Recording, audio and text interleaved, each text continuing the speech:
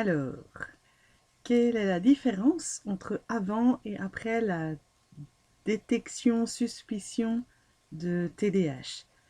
Alors, c'est pas une nouveauté dans le sens où je sais depuis toute petite que je suis très étourdie, mais de mettre un mot et de le relier à d'autres symptômes, c'est récent. En tout cas, je pensais que c'était un petit peu, puis finalement, depuis un mois où je me suis vraiment penchée sur le sujet, en fait, il n'y a pas que l'étourderie, c'est connecté à tout un tas d'autres problèmes.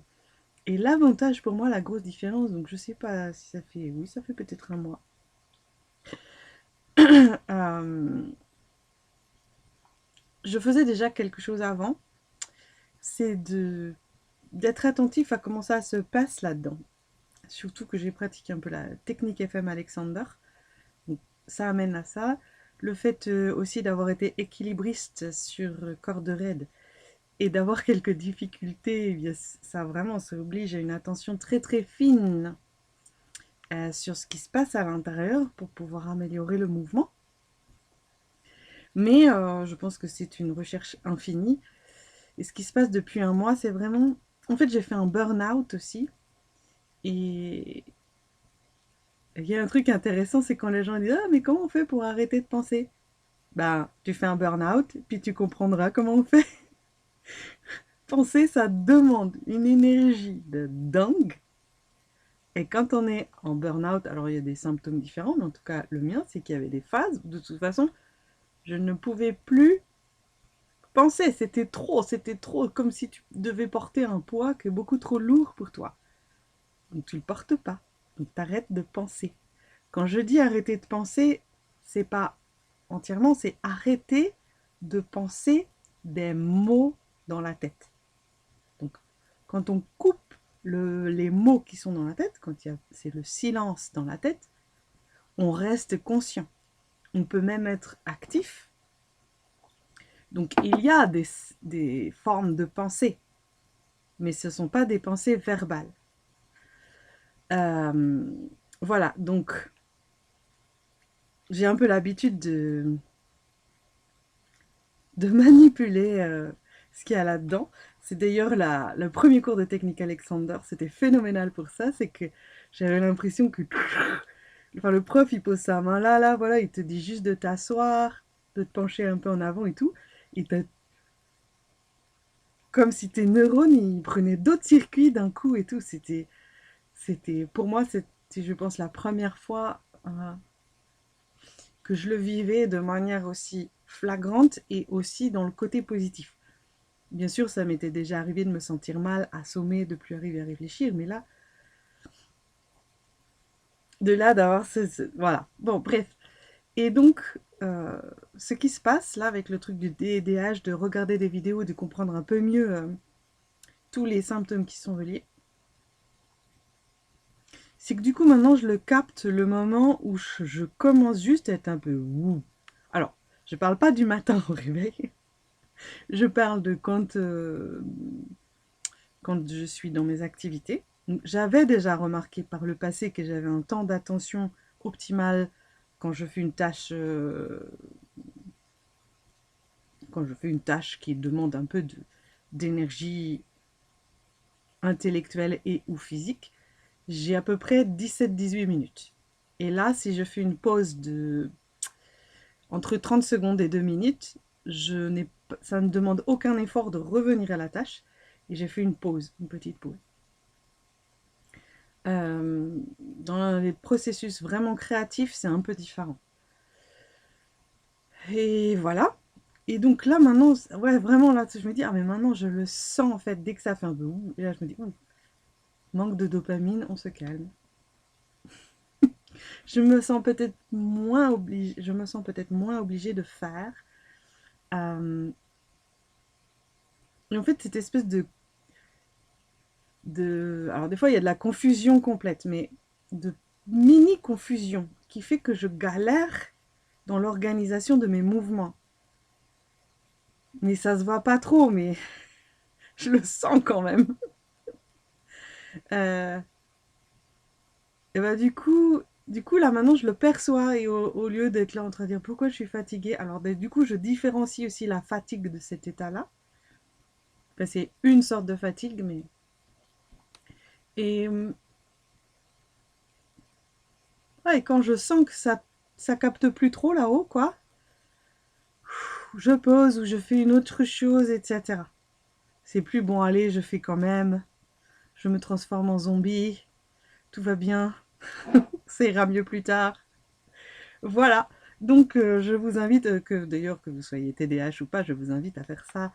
C'est incroyable. En fait, les pensées verbales, par exemple, vous pouvez sentir, moi je peux le sentir physiquement, hein. Il y a un truc qui pousse vers le haut quand ça pense. Et quand on descend cette tension, quand on calme cette agitation du cerveau ou cette pression, il y a quand même une espèce de pression, quoi. Les pensées s'apaisent. Ah, faut apaiser le cerveau et les pensées s'apaisent. Bien sûr, quand on est en plein truc professionnel avec des pressions dans tous les sens, euh, bah, c'est pas le moment vraiment de faire des expériences. Enfin, vous pouvez toujours, mais je fais toujours ce genre d'expérience quand je suis au calme et petit à petit, ça infiltre le reste. C'est très difficile et peut-être d'autant plus qu'il y a le TDAH, ça j'en sais rien puisque je ne suis pas dans la peau d'un autre. C'était mon rêve quand j'étais adolescent. Je me dis, mais ça fait quoi d'être quelqu'un d'autre? Ça fait quoi d'être quelqu'un d'autre? Bon, et bien voilà, je vous souhaite des belles découvertes de perception, par exemple, avant de vous endormir. Ah, mais si vous vous endormez comme une masse, ça va être dur, mais si vous vous endormez un peu doucement. On sent les hormones aussi. L'adrénaline, peut-être, des fois, vous pouvez la sentir physiquement, vraiment une chaleur. Par exemple, quand j'étais sur le fil, quand je tombais, je sentais pas vraiment l'adrénaline. Enfin, il y avait la chute, vous savez ce que ça fait de tomber. Mais parfois, je glissais, mais je tombais pas. Et là, en fait, il y a toute la décharge d'adrénaline qui est là pour encaisser le choc, qui vient, mais je suis pas tombée. Donc, du coup, la sensation de l'adrénaline est très très forte puisqu'elle n'est pas vraiment utilisée quelque part. Et, et si vous écoutez ça, ce jeu des hormones, il y a des choses qu'on peut vraiment sentir. La dopamine, je vois pas trop. Je vois quand je suis en mode bug, genre je peux plus m'arrêter. Et je pense parce qu'il y a une... Alors je sais pas si c'est de la dopamine ou autre chose, mais un truc qui vient nourrir constamment, bon, ça peut arriver quand on joue derrière un ordinateur par exemple. Je crois que c'est assez flagrant. Mais ça peut arriver dans d'autres circonstances aussi. Quand on parle trop par exemple. Il y a comme un truc qui est en route. C'est ce qu'on appelle peut-être être grisé. Et, et ça, c'est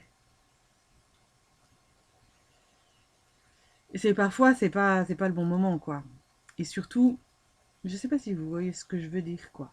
Je pense que c'est typique de la personne qui scroll, scroll, scroll, scroll, s'arrête pas vraiment. Vous voyez, je pense qu'il y a une forme soit de manque de dopamine et on cherche la dopamine, soit on a la dopamine, on en a encore, on en a encore, on en a encore et il n'y a plus rien d'autre. Ça, en fait, je perçois un peu, mais j'ai pas trop encore compris dans mon corps ce qu'est la dopamine, si ce n'est que par moment, oui. Par exemple, si je bois un café, ça allume le cerveau, ça je le sens clairement. Il y a quelques moments dans ma vie où où j'ai l'esprit très clair.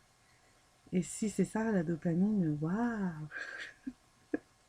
Et je crois pas que tout le monde est. Je crois pas que. Enfin, les gens que je vois autour de moi, j'ai pas l'impression qu'ils soient comme ça.